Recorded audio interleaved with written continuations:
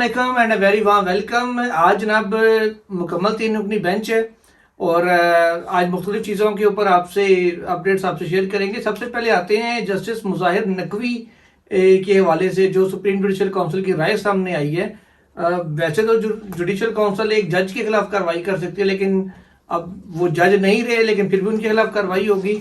और सिफारिश ये की गई है सिर्फ कि उनके नाम के साथ रिटायर्ड जज ना लिखा जाए और उनको बरतरफ कर दिया जाना चाहिए था, लेकिन वो क्योंकि रिजाइन करके जा चुके थे इसलिए बरतरफ नहीं हो सके थे।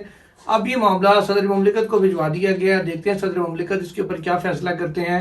इसको काउंसिल को दोबारा जायजे के लिए वापस भिजवाते हैं या फिर वो इसको इम्प्लीमेंट करते हैं और मुज़ाहिर नकवी साहब जिसके नतीजे में जस्टिस रिटायर्ड लिखे जाने से भी महरूम हो जाएंगे और गालिबन पेंशन और दीगर जो मराहत उनको मिलनी है उससे भी महरूम हो बैठेंगे अगर ये सिफारिश मिनोवन कबूल कर ली गई सुप्रीम जुडिशल काउंसिल की। जो हमेशा आज तक जो हिस्ट्री है वो यही है, जो भी सिफारिशात गई हैं वो मिनोवन कबूल हुई हैं, उस पर कोई अल्ट्रेशन या दोबारा जायजे के लिए कभी कोई केस ऐसा सामने नहीं आया जो भेजा गया हो। बशारत राजा साहब क्या कहते हैं जो जुडिशल काउंसिल की राय है एक साबिक जज के बारे में? बिस्मिल्लाहिर्रहमानिर्रहीम। बहुत शुक्रिया जुल्करनैन साहब। बादशाह कुछ भी कर सकता है जी, वो साबिक जज के हवाले से या जज जो उसके हवाले से भी।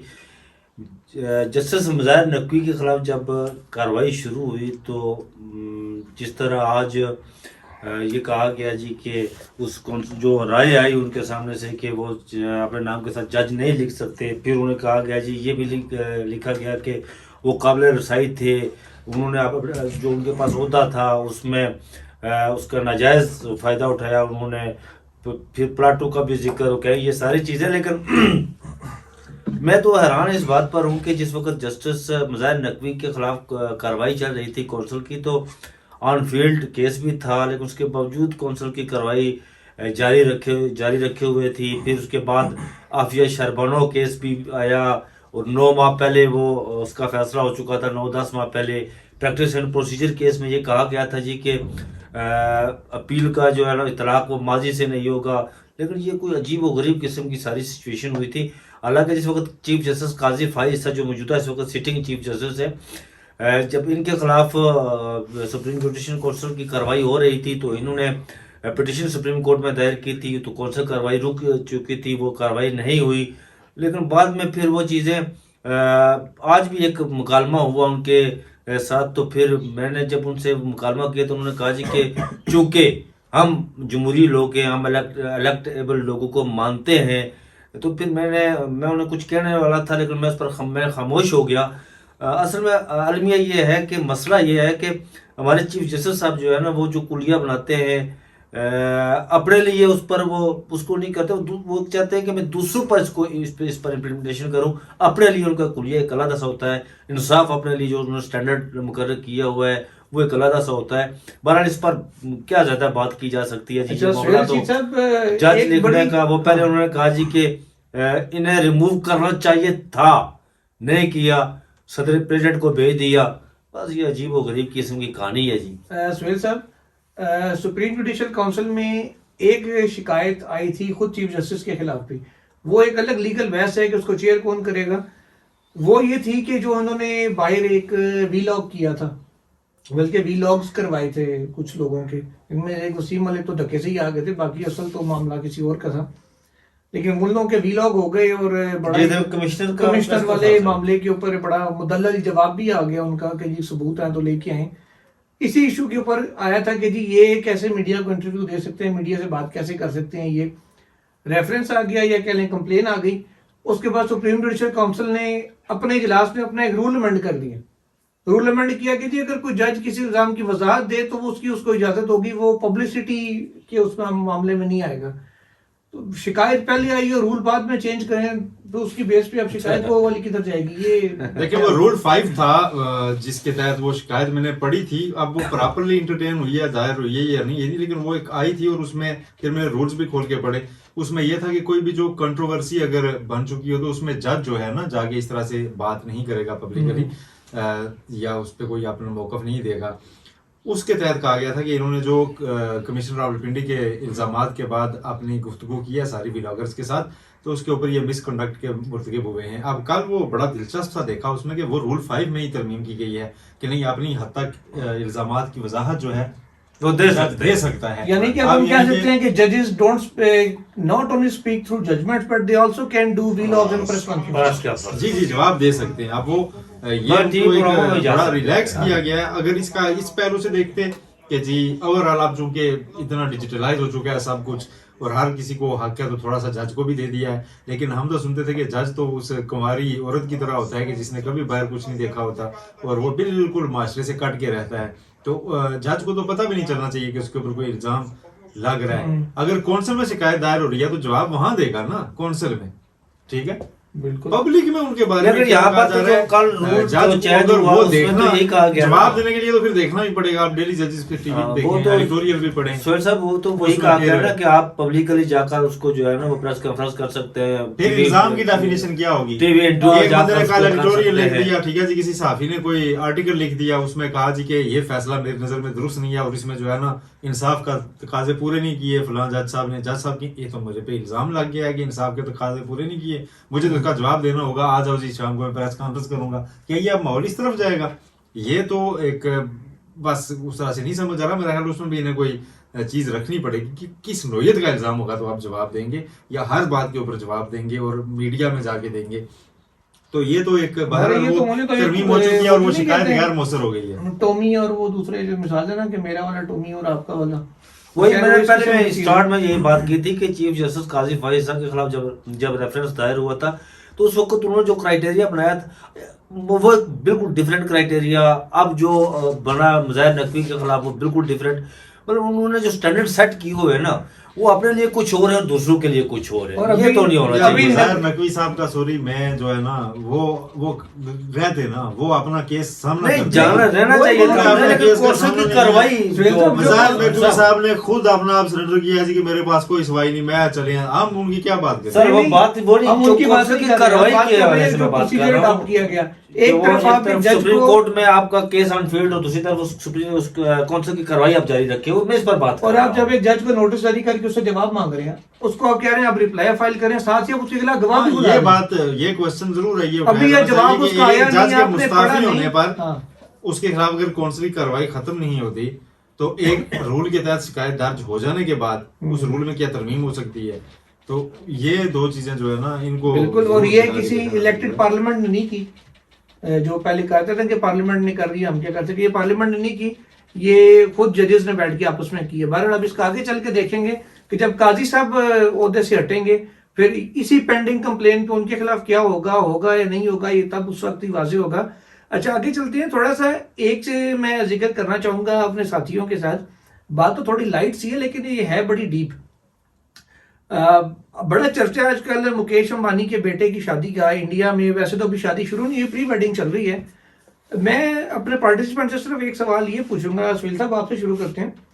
अगर ये इसी किस्म की शादी या इतना हाई फाई किस्म का अरेंजमेंट या इतना खर्चा, अगर हमारे भी पाकिस्तान में भी काफी सरमाएदार हैं, ऑल दो के अंबानी के लेवल के नहीं है लेकिन पाकिस्तान के लिहाज से बड़े सरमाएकार हैं, चलिए हम नाम किसी का नहीं लेते कि खान का कोई स्कैंडल ना बन जाए।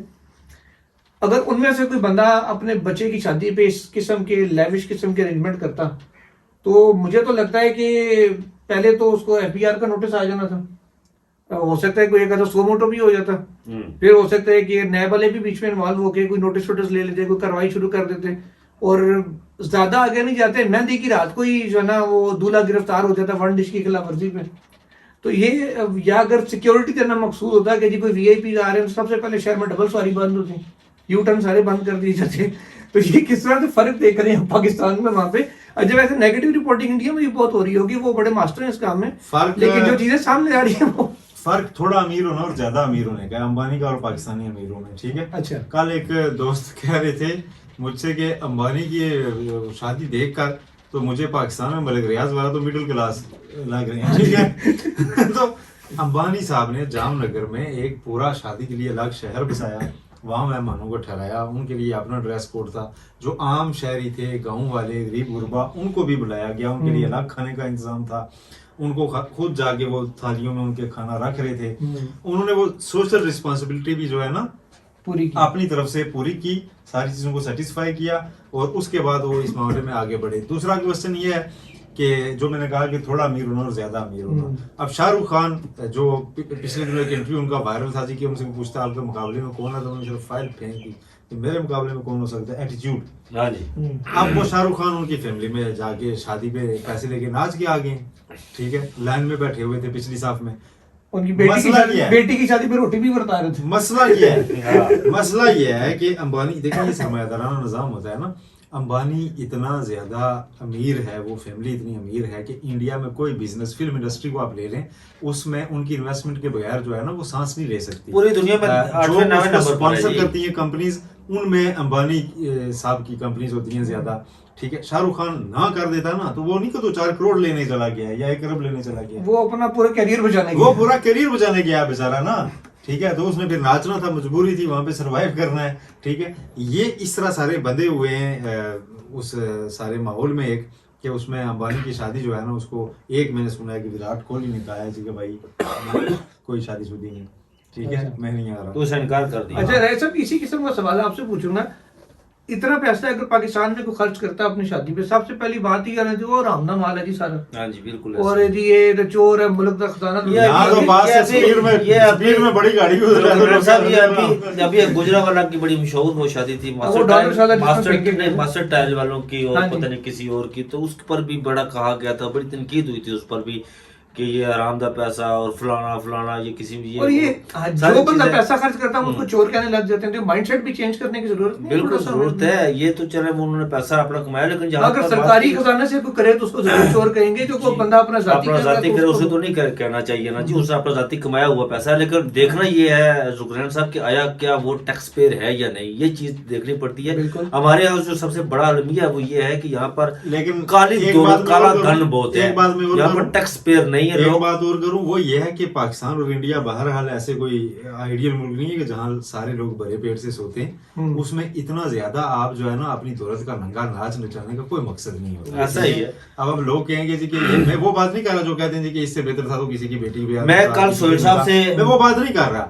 आप अपने माहौल में करें, लेकिन एक हद तक होता है ना कि आप अपने जानने वाले अच्छे गेस्ट को जो आपके साथ वाकई ताल्लुक रखते हैं, कुछ वीआईपीज को आप बुला लें, ठीक है, उनको पैसे दे के लोगों को बुला के नचाना, एक मैसेज दे रहे हैं आप पूरी सोसाइटी में कि मैं जी इस मुल्क का जो है ना बहुत बड़ा अमीर हूँ, तो एहसास महरूमी पैदा करने वाली बात होती है। अब ये जिस तरह सोहेल साहब ने बात की एहसास महरूमी वाली, कल मैं यहाँ पर देख रहा था दुनिया के जो टॉप 10 रिचेस्ट पर्सन है उसके वाले से, तो मैंने जब नाम पढ़े तो पहला कोई ये अमेज़न का मालिक है, दूसरा कोई और एलन मस्क, तीसरा कोई और।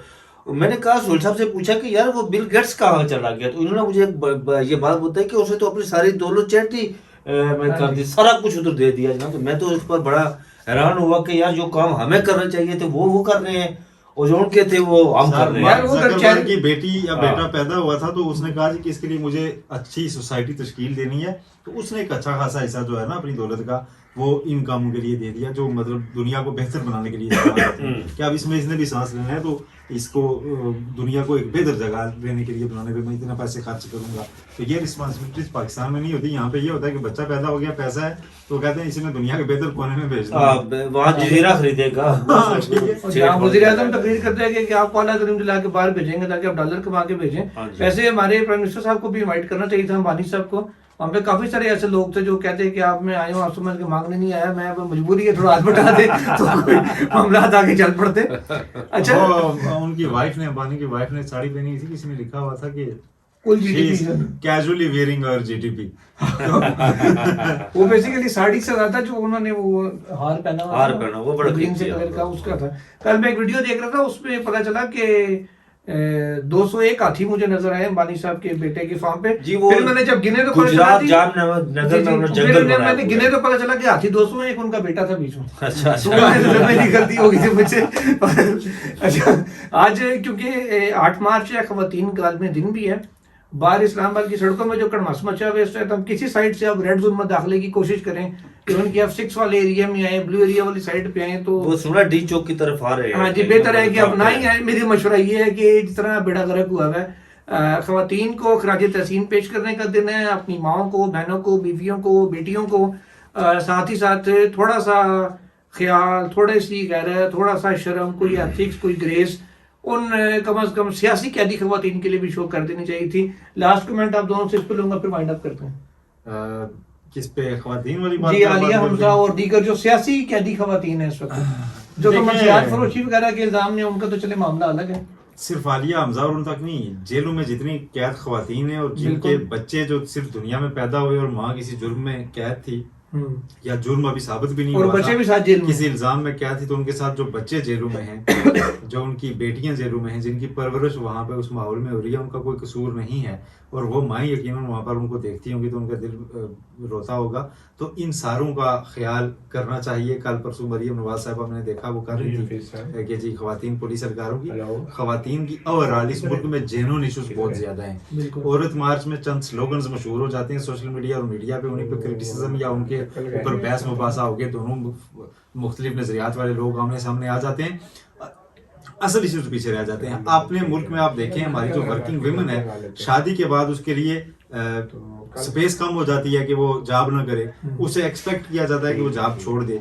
वो उसका बच्चा हो जाए तो उसको, आपके कितने ऑफिस हैं इस्लामाबाद में प्राइवेट जिनमें आपको एक औरत अपने बच्चे को दिन को डे केयर सेंटर उसको वहां पे मिलता है? नहीं मिलता। वॉशरूम्स अलग उनको नहीं दिए जाते। यहाँ पर उनको कल परसों एक रिपोर्ट आई हुई थी किसी ऑर्गेनाइजेशन की, उसने बताया कि पाकिस्तानी मीडिया में वुमेन को इक्वल जो है ना वो अपॉर्चुनिटीज नहीं दी गई और सिर्फ 11% तादाद है उनकी, और मोस्टली चैनल्स में किसी भी एग्जीक्यूटिव पोस्ट पे कोई लड़की नहीं है।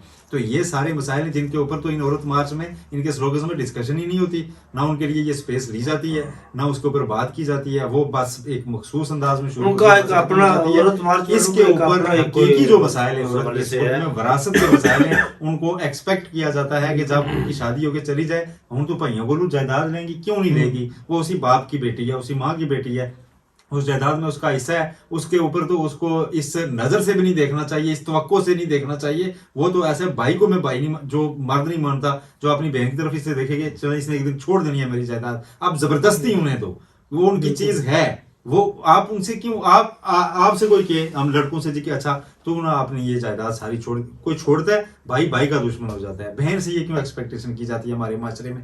इन इश्यूज के ऊपर बात होनी चाहिए, इसके ऊपर बहस होनी चाहिए, ना कि वो मेरी मर्जी और ये चीजें ये इररिलेवेंट है। ऐसा ये जी सोहेल साहब की बात वैसे से मैं इत्तेफाक तो करता ये हूं, कहूंगा मैं कि ये इस किस्म के नारों ने सारी मेन इशू से तवज्जो उठा दी और सिर्फ जी, जी। इस तरफ रह गया कि जी लाल मस्जिद वालों ने जो आना ही है, तो ख्वातीन उन के लोगों ने हवाले आना। से जो आम इश्यूज थे वो तवज्जो इन नहरों की वजह से हट गई है। जिस देखिए जो हमारा दीन इस्लाम है ना जी, मैं समझता हूँ कि दीन इस्लाम तो बिल्कुल खुलकर बताता है कि औरतों के जो क्या हकूक है जिन्हें हमें देना चाहिए। वो कहता है कि हमें देना चाहिए। जिस तरह सोहेल साहब ने बात की कि हम जायदाद में हिस्सा नहीं देते ख्वातीन को, लेकर हमारा दीन जो कहता है कि अपनी जायदाद का एक हिस्सा जो है ना वो ख्वातीन को देना चाहिए।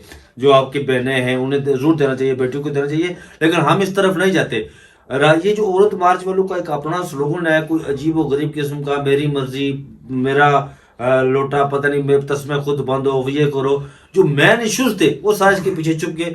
अब ये इस पूरी कौम इसको लेकर, इन नहरों को लेकर जो है ना वो इस पर तनकीद कर रही होती है, इसको इस पर मुकालमा कर रही है, पैसों में इसी पर होता है। ये नहीं होना चाहिए, ये बदकिस्मती है। हाँ, औरत के हवाले जो हकूक है वो उन्हें जरूर मिलने चाहिए, जिसमें हमारा दीन इस्लाम भी देता है। औरत का इस्तिसाल नहीं होना चाहिए।